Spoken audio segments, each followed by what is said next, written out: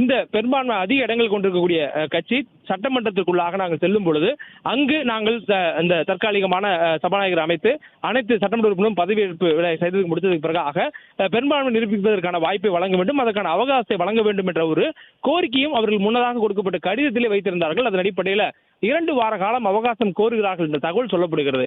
அவ்வாறு 2 வார காலம் அவர்கள் கேட்கக்கூடிய அந்த அவகாசத்தை ஆளுநர் ஏற்றுக்கொண்டால் அந்த 2 வார கால அவகாசம் கொடுக்கப்படும். ஒருவேளை அவ்வாறு இல்லையெனில் எத்தனை கால அவகாசத்துக்குள் அந்த பெரும்பான்மை நிரூபிக்கப்பட வேண்டும் என்பதையும் ஆளுநரே தீர்மானிப்பார் என்பதும் கூட ஒரு கருத்தாக சொல்லப்படுகிறது. இந்த விவகாரத்தை பொறுத்தவரை ஆளுநருக்கு வானளாவிய அதிகாரத்தை இந்திய அரசியலமைப்பு கொடுத்திருக்கிறதால் அவர் எடுக்கக்கூடிய முடிவுகளுக்கு ஆட்சி அமைக்க உரிமை கோரக்கூடியவர்கள் கடமைப்பட்டிருக்கிறார் என்பதும் சட்டத்திற்கு சொல்லப்பட்டிருக்கக்கூடிய விஷயமாக இருக்கிறது. இதனால் என்ன அடுத்தடுத்து நடக்கும் என்பதை சட்டத்தின் ரீதியாக ஆளுநரும் தமிழக வெற்றிக் கழகமும் எடுக்கக்கூடிய நடவடிக்கைகள் பொறுத்து நாம் பார்க்க வேண்டியிருக்கிறது. அதே நேரத்தில் தற்போதைய சூழல்ல அவர்கள் காங்கிரசினுடைய ஆதரவு பெற்றிருக்கிறார்கள் மற்றும் திமுக கூட்டணியில் வெற்றி பெற்றிருக்கக்கூடிய இடதுசாரி கட்சிகளுக்கும் அதே போன்ற விடுதலை சிறுத்தைகள் கட்சிகளுக்கும் தங்களுக்கு ஆதரவு வழங்குமாறு அவர்கள் கடிதம் கொடுத்திருக்கக்கூடியதை நாம் பார்த்திருக்கிறோம். இந்த சூழலில் அவர்களிடம் அந்த கடிதத்தின் மீது எந்த ஒரு முடிவும் எடுக்கப்படாது இருக்கிறது. இந்த நேரத்தில் அவர்கள் நாளை பதவியேற்க வேண்டும் என்று விரும்பக்கூடிய சூழல்ல ஆளுநர் அதற்கு இசைவு தெரிவித்தால் நாளை தினமே தமிழக வெற்றிக் கழகம் பதவியேற்பு விழாவை நடத்த முடியும். அந்த பதவியேற்பு விழாவில் விஜயுடன் சேர்த்து மற்றவர்களும் அமைச்சர்களும் பதவியேற்பதற்கான ஏற்பாடுகள் செய்யப்படுவதாகவும் சொல்லப்படுகிறது.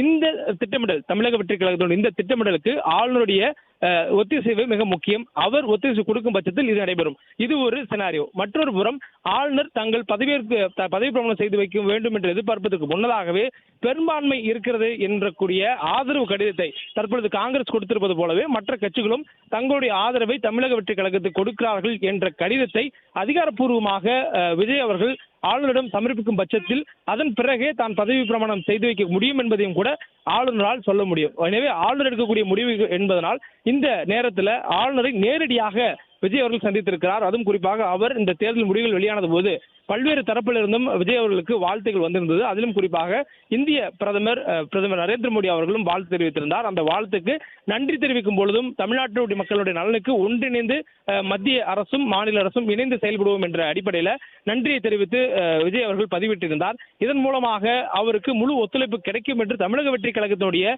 மூத்த நிர்வாகிகள் எதிர்பார்க்கிறார்கள்.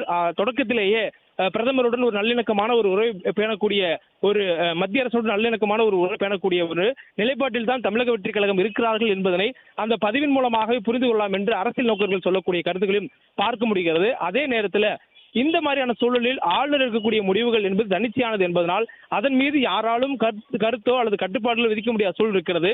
சட்டமன்றத்துக்குள்ளாக எப்படி சபாநாயகருக்கு வானளாவிய அதிகாரங்கள் இருக்கிறதோ அதே போன்ற ஒரு சட்டமன்றம் அமைவதற்கு ஆளுநர் சொல்லக்கூடிய அந்த சட்டத்தின் வழியில் கொடுக்கப்பட்டிருக்கிற அவருக்கான வழிகாட்டுதலை பின்பற்றுவதற்கான முறைகளை அவரே தேர்ந்தெடுக்கலாம் என்கூடிய அதிகாரமும் அவர்களுக்கு இருப்பதனால் இந்த நேரத்தில் ஆளுநர் எடுக்கக்கூடிய முடிவு என்னவாக இருக்கும் என்பதை தமிழக வெற்றிக் கழகத்தினுடைய கட்சியினர் மட்டுமின்றி அனைத்து மக்களுமே காத்திருக்கக்கூடிய அந்த சூழலை நாம் பார்க்கிறோம்.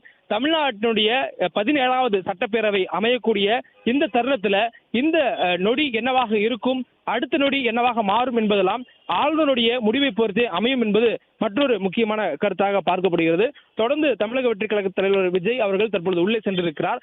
அவர் ஆளுநரிடம் தனக்கு அதிகாரப்பூர்வமாக சட்டத்தின் பால் கிடைக்கப்பட்டிருக்கக்கூடிய உரிமைகள் அடிப்படையில் ஆட்சி கூறுவதற்கான அதிகாரத்தை அவர் கேட்பார். அதே நேரத்தில் அந்த அவருடைய கோரிக்கையை ஆளுநர் ஏற்றுக்கொள்கிறார். அதற்கு அவருடைய மறுமொழி என்ன என்பதெல்லாம் அதிகாரப்பூர்வமாக இன்றைய தினமே ஆளுநர் மாளிகை தெரிவிக்க இருக்கிறார்கள். பிளே ஸ்டோர் மற்றும் ஆப் ஸ்டோரில் இருந்து பாலிமர் செயலியை QR கோடு மூலம் பதிவிறக்கம் செய்யுங்கள். செய்திகளை உடனுக்குடன் பெறுங்கள்.